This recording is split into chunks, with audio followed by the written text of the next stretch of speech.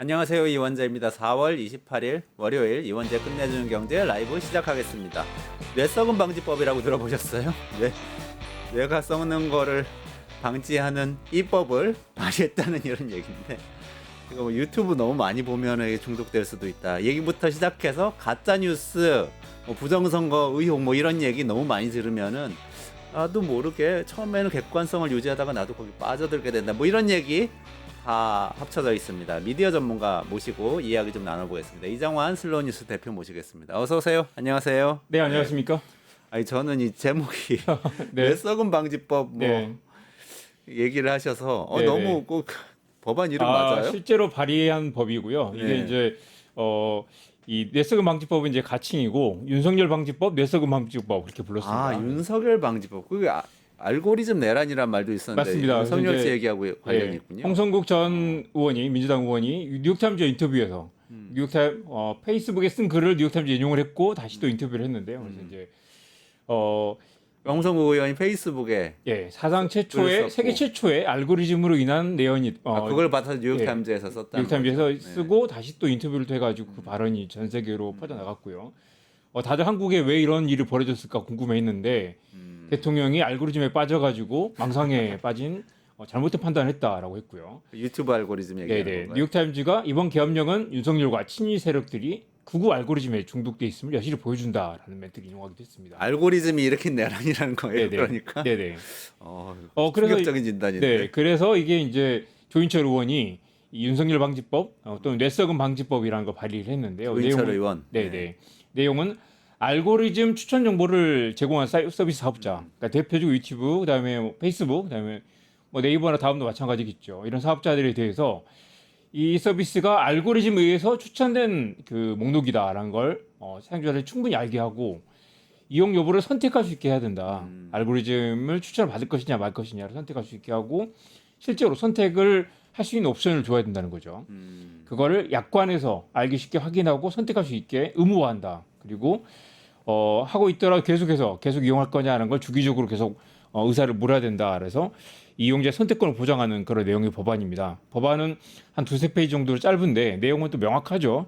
이게 보여준 대로 보지 않도록 계속해서 이걸 사용자들의 선택을 물어야 된다라는 거고 이걸 방치하면 윤석열처럼 어디 헛된 망상에 빠져가지고 사람들이 많이 다들 깜짝 놀랐던 건 도대체 이 어디서 이 부정선거 음모론인 거 듣고 갑자기 이 사람이 이렇게 맹신하게 된다. 그러니까 세상이 우리가 이제 소셜 미디어 시대에는 100명이 보는 채널이 다 다르잖아요. 모두 다 다른 형태의 편집된 사실을 받아보게 되는데 특히 이 사람은 어디서 이걸 보고 이렇게 망상에 빠졌나라는 생각을 하게 됐는데 거기에 이제 유튜브 알고리즘이 있었고 다들 이제 비슷한 고민을 하겠지만 어떤 영상을 보다 보면 계속 비슷한 영상을 추천해주게 되고 조선일보가 최근에 또 실험을 했어요. 그래서 진보 성향 이 추천을 눌렀더니 계속해서 좌파 채널을 보여주더라라는 걸 이제 다른 데도 아니고 조선일보에서 그런 얘기를 해서 좀 새롭기도 했는데요. 조선일보 기자가 그 전에는 하나도 그런 거 안 뜨다가 갑자기 한번 처음으로 한번 눌러본 모양이죠. 지금 다들 양쪽에서 고민이겠지만 이 진보 진영에서는 또 이 윤석열처럼 극우 성향, 혐오와 차별을 붙이고 있는 채널이 늘어나고 있다라고 우려하는데 조선일보는 또 다른 측면에서 자기들도 이게 좌파 세계관을 물들까봐 걱정하는 그런 기사를 최근에 내보냈습니다. 그래서 양쪽 다 이건 진보 보수의 문제가 아니라 알고리즘 편향의 문제고 사실은 또 그런 고민도 많이 하시겠지만 자녀들 두신 분들은 자녀에게 어떤 이 타임라인이 펼쳐질 것인가 사실 선택의 결과에 따라서 계속 보여주는 거거든요. 그렇죠. 뒤에 말씀드리겠습니다만 알고리즘이라는 게 작정하고 당신을 극우로 만들겠어라고 보여준다기보다는 계속해서 그 사람이 선택을 하고 오래 머물다 보면 학습된 결과로 당신이 이런 걸 좋아하니까 더 보여주겠어요라고 하는 그런 결과로 가는 거죠. 그렇기 때문에 이게 이제 선택의 결과일 수도 있지만 내가 선택했다고 해서 계속 그걸 보여주다 보면 계속 보는 시야가 좁아지거나 내가 원하지 않게 그 세계관에 빠져들게 되는 우리 토끼굴이라고 하죠. 이 앨리스에 나오는 토끼굴에 빠져든 것처럼 빠져나올 수 없게 되는 유튜브 토끼굴의 알고리즘을 이대로 방치해도 되느냐라는 안 게 된다. 이제 문제식이 그러니까 있고. 예. 예전 같으면은 방송 뉴스를 보면은 9시 네. 뉴스 딱 하면은 지금 뭐 9시, 7시, 8시 해야죠. 어쨌든 한 30분 동안 네. 이 얘기 저 얘기 하잖아요. 네. 뭐 국민의힘 뉴스 나왔다, 네. 민주당 뉴스 나왔다가 스포츠 뉴스 나왔다, 경제 나왔다, 트럼프 얘기 나왔다 막 맞습니다. 그러니까 어쨌든 간에 뭐 이 얘기 저 얘기 다 듣게 되는데 유튜브는 지금 하나를 예를 들면 내가 트럼프가 소리 지르는 영상 네. 하나 딱 보고 나면 그 다음부터 계속 트럼프 관련된 영상이 떠가지고 맞습니다. 뜨는데 내가 만약에 이걸 자각하지 못하고 있으면은 네. 아, 온 세상이 트럼프로 가득 차 있구나. 이런 생각을 이게 하게 정말 된다는 중요한 얘기죠. 뉴스구나. 보통 과거에는 어젠다 세팅이라고 해서 언론사가 이거 정말 중요합니다, 여러분. 해서 일면 톱으로 걸거나 9시 뉴스 첫 머리 기사로. 그래서 옛날 땡전 뉴스도 논란이 되고 그랬지만 가장 중요한 것을 언론사들이 선택했다면 이제는 사실 이제 이용자들이 직접 선택하는 것처럼 보이지만 또 알고리즘이 던져주는 걸 선택당하고 있을 수도 있는 거죠. 그렇죠. 비슷한 사례로 뭐 적절하지 않지만 미국의 피자 게이트라고 있었죠. 피자 게이트. 예, 뭐죠? 민주당의 힐러리와 당시 힐러리 후보와 민주당의 핵심 간부들이 피자 가게 지하에서 이 난교 파티를 벌인다, 성매매, 아동 성매매를 한다라는 의혹이 있었는데, 네. 그러니까 실제 위키리크스에 이제 그런 피자 가게 뭐 오늘 무슨 피자 먹을까 그런 대화하는 내용들이 나와요. 네. 근데 이 음모론자들이 이 피자가 성매매를 암시한다라고 해가지고 성매매 얘기가 위킬리크스에 나온 건 아니고 네네. 그걸 피자 뒤져보- 얘기를 했는데. 뒤져보니까 이제 피자라는 게 또 그렇게 쓰기도 하는 모양이에요. 아, 피자라는 단어가 계속 많이 나오고 애들이 왜 이렇게 피자를 많이 먹나 하다 보니 음모론이 계속 살이 붙어가지고 이건 위키리크스에 나온 이 성매매 동영상, 성매매 음모론이라고 해서 이제 실제로 나중에 어떤 청년이 총을 들고 가서 피자 가게에 총기 난사라는 사고가 벌어졌습니다. 이 청년은 완전히 그걸 사실로 믿고 있었던 거죠. 계속 그 피자가 성매매고 민주당 인사들이 그거 하고 있다라는 얘기를 들으니까 피자 가게를 네, 자기가 맞습니다. 급습을 한 네, 거예요. 네, 네. 그래서 이제 충격이네. 마찬가지로 뇌썩음에 준하는 거의 알고리즘에 빠져서 이걸 사실로 믿어버리는 그런 상황이었죠. 그리고 아마 이번에도 보면 정말 끔찍했던 사건 중 하나가 12월 3일 저녁에 자정이 막 지난 시간, 그러니까 12월 4일 이제 0시가 네. 좀 지났을 무렵에 아시겠지만 뉴스공장 사무실로 네. 군인들 20명이 찾아왔어요. 맞아요. 네. 찾아가지고 제가 이번에 이제 그 관련 뭐 리포트를 쓰면서 다시 그 영상을 다시 봤는데 네. 당시 이재석 기자가 혼자 이제 사무실 그 방송국을 지키고 있는데 급하게 이제 뭐 그 패널들을 불러 모은 상황이었죠. 네. 근데 1층에 군인들이 지켜서 가지고 이 건물 전체를 통제하고 있는 상황. 당장이라도 군인들이 치고 들어올 것 같은 그런 상황이었는데 유일하게 언론사 중에 뉴스 공장이만 이제 사실 여론조사 꽃이었다고 하지만 거기에 네. 이제 군인들이 쳐들어갔고 당시 김어준 총수는 죽는 줄 알았다라고 그랬죠. 이야기해서 뭐 네.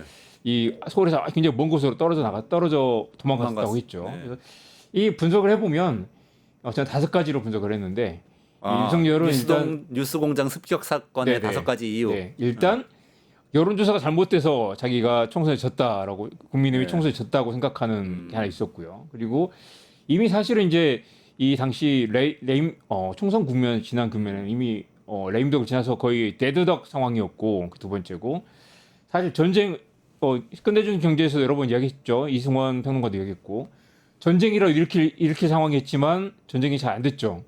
북한이 도발을 무시했고 윤석열을 굉장히 상대조차하지 않았죠. 그리고 사실 이제 계엄해버릴까라는 말을 계속하다가 결국 윤석열에게 테러가 없었고 결국 마지막에 언론을 찍어 누를 수 있다고 믿었고 네. 언론이 문제였다라고 봤던 거죠. 뉴스공장 때문에 자기가 총선에 졌다라는 그런 확신에 빠져가지고 그리고 뉴스공장 때문에 졌다, 여론조사 잘못됐다, 부정선 음모론 등등에 빠져가지고 이 계엄 북한은 도발은 실패했지만 선관위를 털고 뉴스공장을 털면 부정선 음모론에 대한 증거가 나올 것이고 그걸로 다시 비상계엄을 계속 치고 들어가서 완전히 그 장기 집권 체제로 가거나 아니 정권을 뒤집을 친위 쿠데타를 일으켰던 거죠. 그러니까 KBS도 MBC도 아니고 뭐 JTBC도 아니고 심지어 네. 그냥 뉴스공장을 갔다는 게 좀 충격이긴 한데 본인이 네. 유튜브 세상을 살고 있으면 그럴 수도 있을 것 같아요. 네, 근데 네. 아까 처음에 네. 법안 이야기했을 때 네. 궁금했던 게 조인철 의원이 네. 법안은 우리나라 법안을 발의한 거잖아요. 우리나라 맞습니다. 국회의원이. 맞습니다. 근데 유튜브는 구글이 운영하고 구글은 미국 회사잖아요. 이게 네네. 적용이 돼요 유튜브에. 그래서 사실은 이제 이게 그 조인철 의원씨라고도 제가 이제 그 관련 약간 자문을 드리면서 조언을 드리면서 이거 검토를 해봤는데 유럽의 DSA 법이라고 있죠. 디지털 서비스 액트라고 있는데 네네네. 유럽은 사실 이제 빅테크 회사들이 다 미국 기업들이기 때문에 유럽에서 이제 그런 이런 빅테크 규제 법안을 많이 만들었단 말이죠. 만들었는데 사실 이게 글로벌 서비스를 어떻게 규제하냐라고 했는데 유럽은 규제를 하고 있거든요. 이미 알고리즘 규제, 알고리즘 투명성, 그다음에 지금 사실 그리고 더 거슬러 올라가면 2020년에 인앱 결제 금지라는 것 있죠. 그러니까 앱 안에서 결제를 금지하도록. 아, 맞아요. 그래서 이제 우리 그래서, 끝내준 경제에서도 다뤘습니다. 그러니까 네. 애플 앱스토어 안에서 이제 결제를 하는데 자기 안에서만 결제를 하게 되고 또 뭐 앱스토어가 또 30% 이상을 떼가고 네네네. 그런 게 그걸 있었는데 통해서만 결제를 해야지 자기들 앱에서 그냥 자체 맞습니다. 결제하면 안 된다. 제가 만약 앱을 만들었는데 그냥 독자들의 이용자들에게 그냥 싸게 하고 싶은데 갑자기 30%를 떼가니까 돈을 완전히 막 그 이 중간에 수수료를 너무 세게 떼간다. 창작자들을 이걸 갈취한다라는 논란이 있었는데 2020년 한국에서 그걸 금지를 했단 말이죠. 지금 그 법이 통과돼 있어요. 근데 아직도 한국에서는 실행을 못했습니다. 아, 실행은 못하고. 왜냐하면 구글에 연락하면 담당자가 없거나 네. 영어로 뭐라고 하거나 미국 본사에 연락하라고 하고 미국 본사 연락하면 계속 전화를 뺑뺑이 돌리는 거죠. 그래서 아직도 한국은 규제를 못했는데 유럽에서는 규제를 했어요. 그거를요. 네네. 앱 내 결제를 가능하게 만들었어요. 네네. 그래서 그래가지고 지금은 이제 그런 것도 있죠. 그 이 앱 독점을 금지하게 앱스토어 독점을 금지하는 것도 네네네. 통과됐고 인앱금 결제도 그 규제가 어느 정도 일정 부분 풀리긴 원칙적으로 풀리긴 했습니다. 아니 유럽에서는 뭐 애플이나 구글에 전화 걸면 잘 받는 모양이죠. 우리나라는 도저히 컨택이 안 전화를 되는데. 잘 받게 만들 수도 있고 그리고 이제 안 받으면 이 뭐 매출의 몇십 퍼센트를 때린다고 하니까 과징금이 이건 크죠. 세금을 DSA 는. 때리거나 아예 사업을 못하게 만들 수 있는데 한국은 사이즈가 작거나 대충 무시하거나 뭉개거나 할 수 있다고 생각했겠죠. 그래서 중요한 건 뭐냐면 조인철 의원의 뇌세금 방지법도 사실 맘만 먹으면 얼마든지 한국에서 이러이러한 거 해야 된다. 안 하면 벌금을 때리겠다. 그리고 안 하면 한국에 사업을 못하게 만들겠다. 사실은 국내에서 유통되는 법이고 국내에서 합의된 국회를 통과한 법이라면 당연히 얼마든지 강제할 수 있는 것인데 한국은 굉장히 이걸 좀 소극적으로 그동안 받아들였거나 안 될 거다라고 좀 패배 의식이 좀 있었던 것 같기도 하고요. 그러니까 유럽은 그렇게 해서 자기들 규제에 벗어나면은 뭐 과징금을 엄청나게 세게 네네. 그래서 뭐 매기는 방식으로 세계 하는 매출의 거고. 뭐 20%가 매긴다고 그래서 그러면 뭐 어마어마한 천문학적인 금액이죠. 그러면 이제 그 유럽도 그럼 아니고 그 세계 나라에서 매출을 비즈니스 네. 못 하는 거죠. 그 어쨌든. 말은 법정에서 뭐냐면 막 유럽에서 다투긴 아예 하겠지만. 작정하고 이걸 안 받아들이면 도저히 사업을 못하게 만들겠다라는 식으로 세금을 법안을 구성을 한 거죠. 그리고 중국은 아예 차단을 해버리잖아요. 그렇죠. 그러니까 어쨌든 한국은 이게 왜 안 되냐라고 하면 사실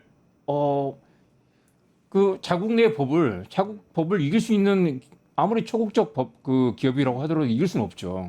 맘만 먹으면 정말 중요한 법안이라고 하면 관철시켜야 되고 이미 한국이 선도적으로 만든 법안도 있었다는 거죠. 뒤늦게 유럽이 따라오긴 했지만. 그래서 할 수 있다. 이런 법안은 사실 또 대단한 것도 아닙니다.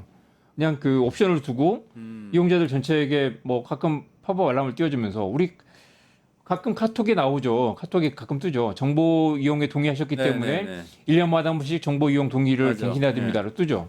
그런 건 이미 법이 통과돼 그걸 안 하면 벌금을 물기 때문에 계속해서 아니면 그 이용자 정보를 지워야 되고요. 그런 것처럼 이것도 만약에 알고리즘 추천을 받으시겠습니까? 안 받으시겠습니까? 만약에 받는다면 1년 전에 받겠다고 했는데 앞으로 계속 또 받으시겠습니까? 라는 걸 그 정도 체크만 한다 이거죠. 팝업 알람만 띄워줘도 된다는 거죠. 그리고 그걸 옵션을 주고 그건 되게 약한 건데 사실. 약하기도 하고 초등학생 듣는 거 만약에 그러면 야 너 그 부모가 이야기를 해주겠죠. 이거 반드시 옵션을 해제해라라고 하고 그러면 엄마한테 이거 들었어. 학교에서 배웠기 때문에 옵션을 해제하는 그런 것도 가능하겠죠. 그런 건 가능한데 그 정도도 집행을 못하면 말이 안 되는 것 같아요. 주권 그렇죠. 국가에서 사실. 근데 저는 그리고 사실 그 윤석열 만약에 그걸 조언을 해주고 싶은 게 몇 번 아마 이 방송에서 조언을 드렸을 겁니다. 유튜브 자동 재생만 막아도 된다. 영상이 끝나면 거기서 멈추고 윤석열 씨한테 조언하고 싶으신 거예요? 지금? 윤석열이든 누구든요. 그러니까 하나 보고 나면 계속 다음 영상이 자동 재생이 되는데 그 옵션만 해제해둬도 끝나면 거기서 멈추게 되죠. 그러면 다음 영상을 골라서 찾아보거나 다시 검색을 하거나 거기서 다시 출발하게 되는데 알고리즘 계속 보여준 대로 보다 보면 하나 보고 두 개 보고 뭐 10개씩 보게 되는 경우가 그렇죠. 있죠. 그럼 그걸 종일 부정성 얘기만 듣게 되는 맞습니다. 거죠. 뭐 그렇게 이게 유튜브가 의도해서든 의도하지 않아서든 이게 자칫하면 우리를 굉장히 편향된 편향된 사고에 갇히게 만들 수 있다. 그리고 자칫하면 그게 뇌세금 현상으로 우리 이끌 수 있다라는 거죠. 근데 어떤 분들은 또 사실 사람들이 그게 편하니까 그렇게 네. 하는 거 아니야? 편향 그러니까 내 귀에 쏙쏙 잘 들어오는 그 내가 좋아하는 이야기만 계속 듣고 싶으니까 맞습니다. 그런 거 아니냐라고 사실은 생각하는 이제 분들도 있는데. 그래서 그 뭐 하버드 리만 연구 같은 걸 보면 사람들이 알면서도 편향돼 있다는 걸 알면서도 편하니까 본다. 왜냐하면 또 이런 걸 보고 싶거든요. 그리고 아까 말씀드렸듯이 이게 또 유튜브가 보기 싫은 거 억지로 보여주는 게 아니라 유튜브는 당연히 사람들이 좋아할 것. 그리고 이왕이면 좀 더 오래 머물고 자주 찾아오고 오래 있으면 광고도 많이 보는 걸 계속 추천하게 되죠. 그래서 이게 만약에 알고리즘 바꾸러 가면 그 이 노출 시간이 줄어들기 때문에 매출이 줄어들겠죠. 네. 구글은 이걸 다 정치적 편향성이고 뭐 다 떠나서 최대한 많이 오래 보게 만드는 쪽으로 알고리즘 설계해 놨던 거죠. 그러니까 사람들이 또 행복해 한다는 거예요, 결국. 그리고 사실 이제 그 이 사람마다 다르기도 한데 심지어 거짓이거나 아니면 혐오나 차별이란 걸 알면서도 선택하는 그런 사람들도 있다는 거죠. 근데 이번에 뭐 보면 들을 때는 행복한지 모르지만 다 듣고 나서 피자집에 총 들고 가서 막 난동을 맞습니다. 부린다는 거 아닙니까? 서부지법 가서도 그런 네, 거고. 맞습니다. 그 사람들은 그게 뭐 사명감으로 생각하거나 아니면 그 집단의 뭔가 그런 이제 공동체 뭐 그런 의식도 있었겠죠. 최근에 이런 것도 있었습니다. 그 우리가 계엄을 찬성한다는 사람, 계엄을 뭐 이렇게 지지한다는 사람들이 한 뭐 32%라고도 했는데 최근에 다른 조사를 보면 네 가지요. 계엄 선포가 옳았고 국민들이 표결을 이 한동훈 등 이 표결 찬성을 했던 사람들은 이제 잘못된 거고 부정선거는 사실이었고 탄핵은 기각돼야 된다. 이 네 가지를 공동으로 겹친 사람이 네. 인구 10%밖에 안 된다는 거예요. 아. 사실 그래서 이제 다들 이게 좀 문제가 있지만이라고 하면서 그래도 이제 다른 이유로 찬성하는 사람들이 32%라는 건데 이 보수 성향 응답자만 놓고 모아보면 이게 또 31% 정도 되는데 보수가 다 이 계엄을 지지하는 거 아니라는 거죠. 네. 그럼 나머지 69%는 이게 샤이 보수도 아니고 쉐임 보수다. 쉐임 보스 조선일보가 오늘 한 얘기. 뭐예요? 부끄러워하는 보수. 부끄러워한다. 그 계엄을 지지한다, 전폭적으로 지지하는 게 아니라 가서 서부지법 그 밀착 깨부순 사람들은 아예 적극적인 확신에 그렇죠. 찬 보수들이겠지만 다른 사람들은 뭐 이렇게까지 했을까? 윤석열 왜 이랬을까라고 생각하면서도 지지하는 사람들. 뭔가 부끄럽고 쪽팔리지만 예를 들면 다른 이유 때문에 지지하는 쪽에 남아 있는 사람들이라서 이 사람들은 동의하지 않아요. 이게 문제랑 알고 있으면서 계속해서 이 머물러 있는 사람들인 거죠. 예, 그래서 사실 이런 사람들이 이제 전폭적으로 동의해서 이 알고리즘에 빠져 있는 거 아니다. 문제라는 걸 알면서도 계속 그 안에 머물러 있는 사람도 꽤 많이 있다는 거죠. 계속 들으면서 그 안에 머물러 있다는 거죠. 몇 이건 가지 연구 결과 좀 더 말씀드릴까요? 이 가짜 뉴스를 퍼뜨리는 사람들, 허위 정보를 퍼뜨리는 사람들은 무지개서가 아니다. 똑똑하고 똑똑하고 멀쩡한 사람도 그 허위 정보를 퍼뜨리는 사람도 있는데 그게 이제 정치적 편향 때문도 아니고 무지 때문도 아니고 사실은 이 깊이 생각하지 않기 때문에라는 게 하나 연구 결과가 있었고요. 또 하나는 이제 극단적인 사람만 음모론을 믿는 게 아니고 사실 이 진보 진영에도 음모론을 믿는 사람들이 많이 있다는 거고요. 그게 이제 실제 미국 연구 결과인데 요새 북한군 러시아 보낸 거 관련해 가지고 그 얘기가 많더만요. 그렇죠. 그리고 진보적인 분들이 저희는 사실 북한군이 이제 러시아 안 갔다고 계속 주장하는 맞습니다. 분들이 그리고 있다면서요. 뭐 그건 사실 더 봐야 되겠지만 청담동 그 이 첼리스트 사건도 있었죠. 그것도 여전히 사실이라고 믿는 분도 꽤 많이 있고 저도 사실 거기에 판단하지 않으려고 합니다. 여전히 우리가 알지 못한 이유로 또 사실일 수도 있는 거고요. 그리고 또 저는 근데 워낙 또 믿을 수 없는 일을 윤석열 씨가 많이 했기 저는 때문에 이제 그런 생각도 해요. 그 옛날 그 내기의 도청장치 사건 있었죠. 그분이 실제로 도청장치에 있었을 수도 있다. 세상 모든 것들을 확신할 수는 없지만 네. 그래도 기본적으로는 의심하고 봐야 되는데 기본적으로 첼리스트 사건 같은 경우도 저는 청담동 룸살롱 사건이죠.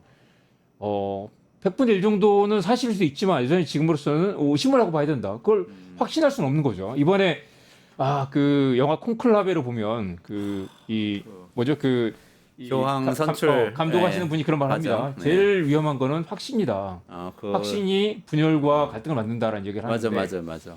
이런 사건들에서도 부정선거 음모론이든 아니면 청남동 룸살롱이든 아니면 뭐 어떤 이유든 간에 모든 의심과 검증이 학문과 저널리즘의 기본 아니겠습니까? 그리고 어쨌든 토론의 간에 기본인데 그거를 유튜브를 계속 그 한 가지 주장을 하는 것만 보고 있으면은 예. 내가 그 토론에 참여하지 않고 그냥 한쪽으로 쫙 그건 가버린다는 진보고 거죠. 보수고 뭐 극우고 뭘 떠나서 그냥 게으르기 때문이다. 네. 검증하지 않기 때문이고 너무 확신을 해버리는 것은 굉장히 위험하죠. 아니, 그리고 팩트 체크도 사실 이게 대안인 것처럼 얘기하지만 팩트 체크를 한다고 해서 사람들이 생각을 바꾸지 않는다라는 연구 결과도 있었습니다. 뭐 균형 있게 컨텐츠를 섭취할 수 있게 시스템을 바꿔야 되겠네요. 근데 저는 또 이거 빨리 여쭤보고 네네. 싶어가지고 도지코인 치면은 김어준이 나온다. 네. 무슨 말이에요 이거는? 그러니까 이제 도지코인 아무래도 유튜브에서 검색을 도지코인을 검색을 하면 젊고 좀 이렇게 그 연령대 어리고 그다음에 약간 또 이제 그 코인 하는 사람들 이제 뭐 20대나 뭐 그런 친구들이 있기 때문에 그 친구들이시면 이 친구들 좋아할 것 같은 김호준 채널을 추천해 주더라라는 게 이제 도지코인을 유튜브에서 검색하면 실제 김어준의 뉴스공장 같은 채널이 이거는 그래서 이제 아주 많이 노출되는 클린 그 PC를 만들어 가지고 아. 완전히 포맷에서 처음 그 윈도우를 깐 다음에 아무 검색 기록이 없는 컴퓨터를 갖다 놓고 중앙일보가 도지코인을 검색해 봤더니 좀 이따가 김호준이 덕하고 추천을 뜨더라. 근데 또 골프 투어라는 걸 치면 네. 이 그 보수 성향의 그 목사죠. 손상대 채널이 뜨더라는 거예요. 골프 투어는 아무래도 이제 목사가 골프 투어는 아무래도 좀 보수 이제 농객인가요? 목사. 네, 보수 농객입니다. 네. 골프 투어는 아무래도 이제 50대나 뭐 40대 후반 이상이 될 테니까 그 사람들이 골프 투어를 치면 손상대 채널이 뜨더라라는 건데 네, 이거는 이제 뭐 그 이거는 근데 내가 선택한 것만 추천하는 게 아니고 유튜브 쪽에서 나를 그렇죠. 이제 정의를 해주는 거네요. 프로파일을 봐서 그 뭐 이 혹시 이런 거 좋아하지 않으세요라고 하는 걸 거고 만약에 제가 보기에도 이건 이제 뭐 통계적으로 가능성이 있겠죠. 그렇지만 만약에 김어준을 클릭했다면 계속해서 김어준을 보여줄 거고 김어준 클릭하지 않는다면 또 여기도 손상대를 추천할 수도 있겠죠. 그렇지만 이걸 이제 뭐 어떤 분들은 유튜브가 편향돼 있기 때문에 그렇다라고 하지만 기본적으로는 이 연령과 성별에 따른 그 선호도의 통계적 이 알고리즘이라고 볼 수 있을 텐데 사실 이게 이제 최근 연구에도 보면 이 정치와 무관한 키워드, 그러니까 김호준이나 골프 투어 같은 걸 검색할 때도 이 관련된 그래서 당신 이런 거 좋아하지 않으세요? 이 김호준 좋아할 것 같아요.라거나 아니면 50대면 좀 나이가 많을수록 60대라면 이 비상계엄을 찬성하시죠?라는 걸 띄워준다든가. 그래서 사실은 이제 이게 굉장히 위험하기도 하고 사실 이게 정치 편향을 부추긴다는 여전히 논란도 있고 한편으로 보면 그런 것도 있었어요. 이 바이든 때는 이 유튜브나 페이스북이 좀 그 팩트 체크 기능을 좀 강화해서 아마 기억하실 거예요. 그 조금만 뭐 하면 무슨 딱지 붙어가지고 노출 제한이 된다든가. 맞아요, 있었어요. 페이스북에는 좀 하면은 뭐 이거 뭐 이렇게 뭐 차단되거나 아니면 그 노출 제한되거나 하는 그래서 것도 트럼프 많이 계정 막 차단되고 그러지 않았어요 예전에? 트럼프가 그래서 이 나와서 트루스 소셜을 만들고 그랬죠. 근데 트럼프가 되고 난 다음에 없어졌죠. 다 제한을 페이스북. 풀고 그다음에 페이스북도 사실 심지어 팩트 체크 기능을 없애버렸어요. 다 너무 그래서 이제 기회주의적이야. 사실은 이 가짜뉴스, 호의적 정보의 가장 중요한 또 이 해법 중에 하나는 어떤 이제 의심스러운 정보를 올렸을 때, 특히 코로나 팬데믹 때 뭐 이제 음모론 같은거나 아니면 정확하지 않은 정보를 올렸을 때 페이스북이 판단할 수는 없죠. 그렇지만 이거 혹시 검증된 정보입니까?라거나 아니면 뭐 이 세계 보건기구 뭐를 찾아보세요 링크를 보내주고 한번 확인하는 절차를 거치면 맞아요. 사람들이 거기서 주저하거나 올리지 않는다는 거예요. 약간의 그냥 권유만 해도 페이스북이 팩트 체크를 해가지고 하는 게 아니라 이거 그러게. 사실 아닐 수도 있습니다라는 걸 해줘도 사람들이 그걸 멈추는데 그 너찌 같은 건데. 네, 그렇죠? 그걸 아예 행동 없애버렸다는 경제 거죠. 그걸 왜냐- 없애버린 거네요. 트럼프 체제의 이 빅테크 CEO들이 트럼프에 뭔가 이렇게 보조를 맞추는 걸 수도 있고 그걸 또 심지어 표현의 자유라는 이름으로 또 사실 트럼프는 자기가 그런 알고리즘 규제 때문에 자기가 피해를 당했다고 생각하기 때문에 사실은 제일 그걸 악용해서 여론을 휘어잡았으면서도 그걸 더 풀어버린 거죠. 그러면서 이게 어떤 이제 최소한의 이 가이드라인 없이 지금 다 풀려 있는 그런 상황입니다. 그럼 일단은 어쨌든 유튜브는 네. 구글이죠. 그러니까 사용자인 나를 네. 일단 기본적으로 연령 아까 말씀하신 대로 네. 연령과 성별 그리고 검색어 같은 것들을 가지고 맞습니다. 일단 분류를 한다 네. 이거잖아요. 그럼 내가 보수인지 진보인지 일단 분류 당하는 거잖아요. 그리고 나서 네. 일단 도지코인 치면은 김어준을 추천을 해주면서 계속 또 그런 것도 있어요. 나를 글로 몰아간다는 거잖아요. 신생아 특례 대출을 치면 김호준을 추천할 확률이 없다는 거예요.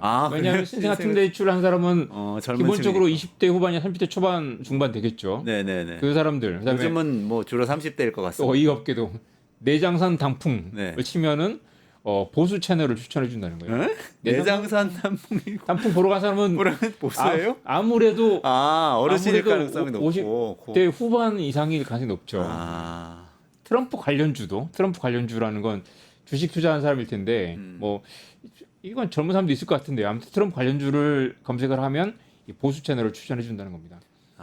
그래서 사실은 이게 이제 분류 당하는 거예요. 그러니까. 개인화를 한다고 하지만 사실 사실은 유튜브의 돈벌이, 유튜브의 그 수익 극대화 알고리즘 때문에 사실 사람들의 이 뭔가 그 스펙트럼이 오히려 좁아졌다라는 거고, 특히 또 이게 정치 채널이 많은 게 사람이 정치 채널을 욕하면서도 좋아한다는 거예요. 계속 보고 또 보고 사람들이 그렇게 열정적으로 보는 채널이 또 많지 않죠. 우리가 뭐 이 먹방 채널을 보기도 보지만 먹방 채널을 이렇게 막 열심히 보진 않고 막 열광하면서 그렇죠. 보진 않거든요. 네.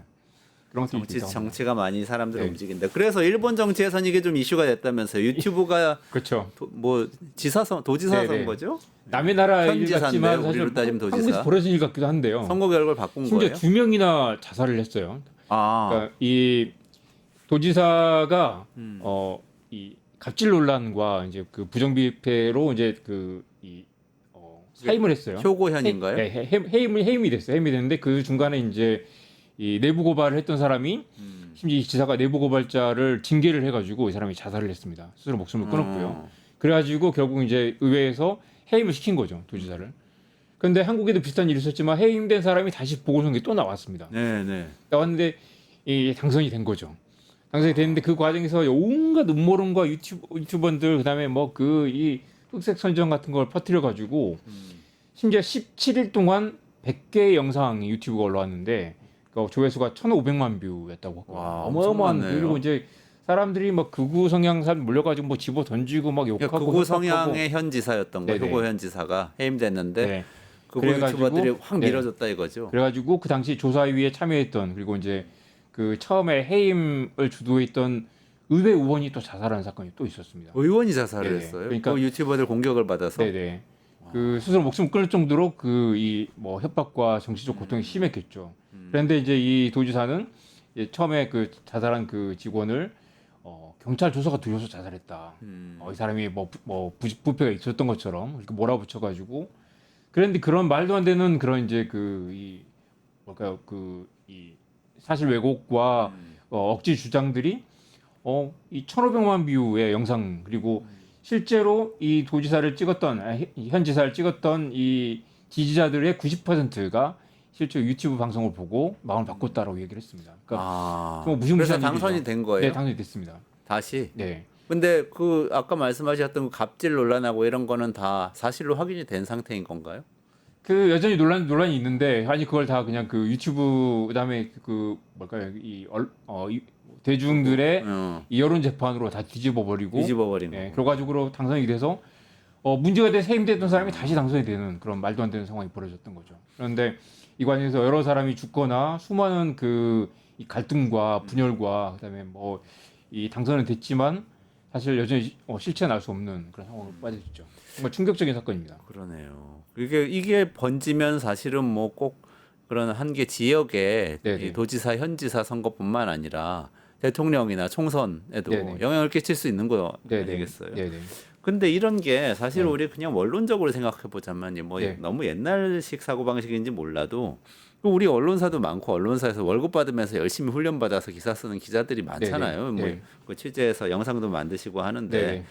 소비자들이 언론을 신뢰를 하면 네. 이런 문제가 크게 생기지는 않지 않겠어요?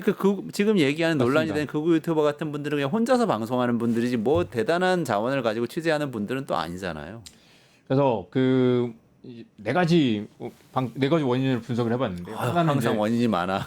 하나는 한국이 아무튼 전 세계에서 주류 언론에 대한 신뢰도 가장 낮은 나라잖아요. 그 낮은 나라 이유 가장 낮아요, 우리나라가? 가장 낮다가 코로나 이후에 미국이 더 낮아지면서 약간 이제 또 올라왔습니다. 그러니까 사실 한국은 그래도 코로나를 비교도 잘 극복한 나라잖아요. 근데 이제 미국은 이제 코로나 음모론도 많고 코로나 때 피해 본 사람들이 이제 여전히 이제 그 언론을 불신하게 되는 그런 경우가 있었는데 첫째 이제 민주주의에 대한 신뢰가 낮을수록 가짜 뉴스에 대한 불안이 높다라는 건 연구 결과가 나와 있습니다. 한국은 특히 또 이 양당 체제의 정치 양극화가 심하죠. 그리고 이제 늘 정치에 대한 그 신뢰가 낮은 나라입니다. 그런 나라일수록 이 허위 정보에 대한 또 인식이 강하고요. 그럼 우리나라도 사람들이 가짜 뉴스에 대한 경계심이 큰가요? 맞습니다. 아, 그리고 이제 주류 언론에 대한 신뢰가 낮기 때문에 또 이제 주류 언론도 못 믿는데 당연히 이제 그러니까 또 음모론이나 아니면 카톡 찌라시 같은 거 많이 믿기도 하지만 그런 것들을 쫓아다니면서도 또 못 믿는 쫓아다니면 못 믿는 그런 경향도 있고요. 또 유튜브에서 뉴스를 본다는 비율이 또 세계에서 가장 높습니다.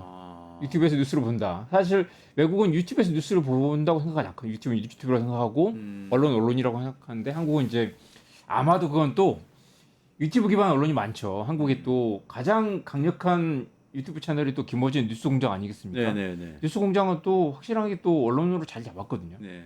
이게 언론이냐 아니냐라는 경계를 따지는 게 무의미할 정도인데 많은 사람들이 또 유튜브에서 뉴스를 본다라고 생각하는 거예요. 그렇기 때문에 이 유튜브는 또 김어준을 신뢰하고 김어준에 대한 신뢰와 별개로 유튜브라는 전체 플랫폼을 보면 여기에는 또 온갖 이 스펙트럼이 있잖아요. 네, 완전히 네. 극단적인 뭐 음모론과 그다음에 뭐 온갖 연애 그다음에 또 뭔가 잡다한 상식이나 그런 것들도 있고 여기에는 진짜 뉴스와 가짜 뉴스가 뒤섞여 있는데 그 경계가 모호해지는 그런 부분도 있고요. 마지막으로 또 한국은 이 실제로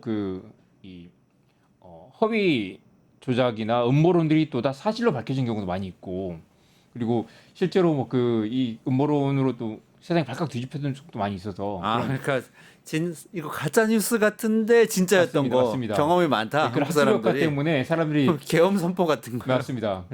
우리 그렇죠. 계엄 선포. 김민석 막, 의원이 계엄을 준비하고 있다라고 했을 때 다들 막 너무 오버하시네라고 했어요. 그래서 다들 김민석 의원에 약간 마음의 빚이 있습니다. 근데 진짜로 계엄을 선포했다는 거죠. 그런 것도 많이 있고 그래서 사실 이제 그 부정선거 음모론은 또 미안하지만 거슬러 올라가면 이 김어준 딴지일보 총수가 가장 먼저 또 뭐 케이크값 어쩌고 하면서 당시 박근혜 당선이 부정선거였다라는 의혹을 내세우기도 했어요. 2012년 네. 그렇기 박근혜 때문에 대통령 당선.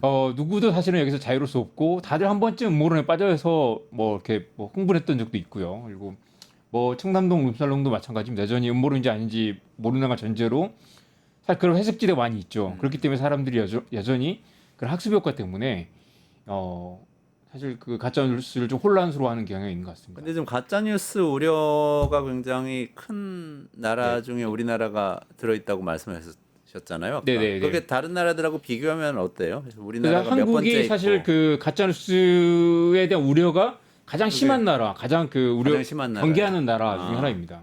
그 통계가 있나요? 퓨 리서치 센터 조사든가요? 네, 맞습니다. 아, 그래서 이제 그 한국의 숫자가 지금 뒤에 있어서 생각 안 나는데요. 그 한국의 가장 전 세계에서 한 20% 정도 높은 것으로 나타나고 있습니다. 그렇군요. 가짜 뉴스에 대한 경계감은 크고 네. 언론에 대한 신뢰는 그것도 통계가 나와 있나요? 언론에 대한 신뢰는 이제 한국이 23% 그리고 이제 해마다 이걸 하는데 23에서 25 정도 가져서 전 세계 가장 낮은 여기 그래프가 있네요. 여기 보시면 이제 지금 한국이 뒤에서 좀 어디 있어요? 조금 올라왔는데요.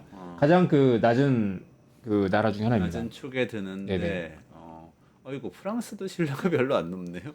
네. 프랑스, 불가리아 저기 다 그 아르헨티나, 코로나 이후에 이런 급격히 나라 또 우리나라 줄어든 비슷하네. 나라였습니다. 신뢰가 높은 나라들은 어디예요? 핀란드, 케냐, 북유럽 쪽이 좀 많고요. 포르투갈, 네네. 남아프리카, 나이지리아, 아프리카 국가들도 많은데요. 네네. 덴마크, 노르웨이 이런데, 네덜란드 이런 데들은 높고 여기 이런 데는 워낙 사회적 신뢰가 네네. 전체적으로 높으니까요.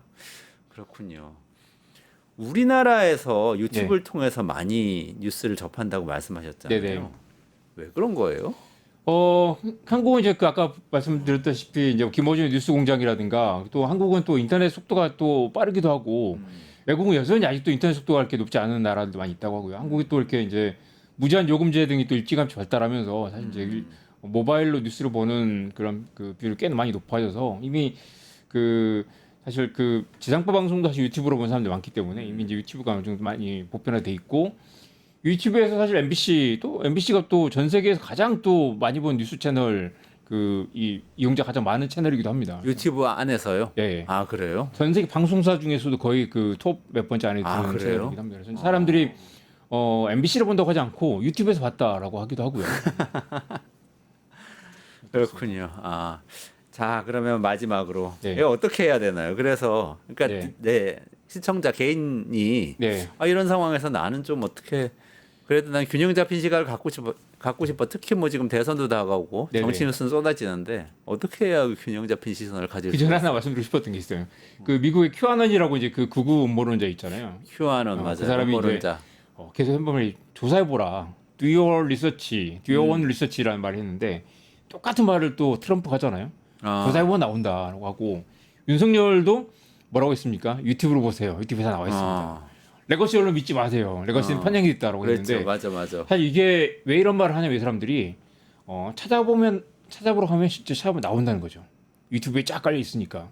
사실 그래서 이제 이 가짜 정보가 전달된 속도가 진짜 정보보다 6배 정도 빠르다. 사람들이 음모론이 훨씬 더 현혹되고 음모론이 장사가 되기 때문에 많이 퍼뜨린다는 거죠. 그래서 이렇게 조사해보라라는 게 사실 잘못된 정보를 많이 퍼뜨리기도 하고 결국 그래서 내가 조사해봤어 라는 게 더 잘못된 확신을 또 심어주기도 한다는 거죠. 그래서 이제 마지막으로 이제 해법을 얘기해보자면 사실은 가짜뉴스라는 제가 오늘 가짜뉴스라는 표현을 많이 쓰지 않았습니다. 네. 허위 정보라고 했고 가짜뉴스란 말 자체가 뉴스에 대한 완전 불신을 불러일으킬 수 있기 때문에 뉴스는 뉴스고 가짜 정보는 가짜 정보인 거죠. 그래서 이제 왜냐면 부정성 음모론은 가짜 뉴스가 아니라 완전히 그건 부정성 음모론이고 네. 허위 조작 정보입니다. 그걸 뉴스라고 얘기하면 허위 안 돼요. 정보다 예. 가짜 뉴스가 아니고 그걸 좀 이렇게 맞는 명확하게 말이네. 구분해야 될 것 같고 알고리즘 규제 약간 이제 그 뇌썩음 방지법 등을 포함해서 한국도 그런 이제 이 규제를 좀 보완해야 될 것 같고요.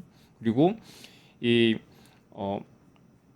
또 이제 아까 말씀드린 유튜브 자동 옵션을 해제를 하거나 아니면 캐시를 초기화하거나 더 중요한 건 이제 국민들이 나와 다른 생각을 차단해서는 안 된다.